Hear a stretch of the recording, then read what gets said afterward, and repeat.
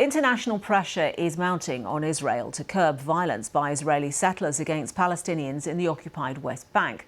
Rights groups say it's risen to unprecedented levels since the 7th of October atrocities by Hamas. There are also widespread curfews and lockdowns being imposed on Palestinians in the territory, which campaigners call collective punishment. Our Middle East correspondent Tom Bateman now reports. Israeli settlers, some in military uniforms, fire towards Palestinian civilians.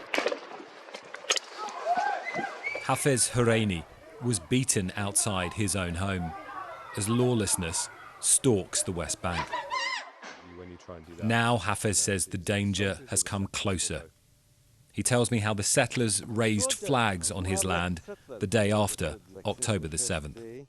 And Israeli soldiers, he says, have also set up camp in his field to protect the settlers. What would happen if you carried on onto your own land here? You know, often they are under our tree. I mean, the soldiers, they just like pointed the gun and, you know, scream, go back, go back. So if you just wait for a moment, he should just... And that's you just trying to walk onto your own land? Yeah, we can't.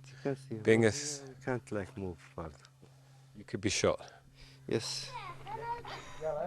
A new generation in Al Tuwani grows up to a painfully old story.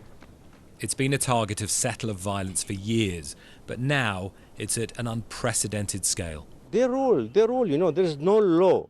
To be honest, no law. They took the law in their hand and they do whatever they want. And they took the advantage of the war just to implement whatever they can, because, you know, it's like state of war, so they can kill anyone easily. Israeli activists helping the village say the army supports the settlers in the area. They show us how roads have been blocked for some Palestinians. The military didn't respond to our questions about the attacks in Al Tuwani. Israel's Prime Minister has said anyone taking the law into their own hands will be held to account. We arrive in the city of Hebron, where extensive curfews have been in place. Jewish settlers live in the heart of the city, and the army has enforced strict lockdowns on many Palestinians. The Abu Markieh children haven't been to school for 6 weeks. A family on the front line in a city of closures, who I saw last year amid rising settler violence. Now they fear a backlash after the massacres by Hamas. From October 7th until now, we've had no life.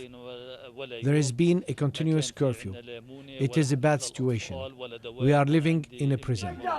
A soldier forces a resident back into his home. I'm telling you one last time, get inside, he says. The Israeli army says the closures are due to increased security concerns amid deadly Palestinian gun attacks on Israelis in the West Bank.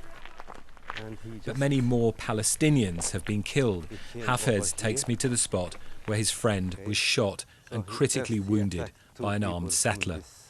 The current war revives an old goal by the extremists, he says, to drive them off the land. Tom Bateman, BBC News, Al Tuwani in the occupied West Bank.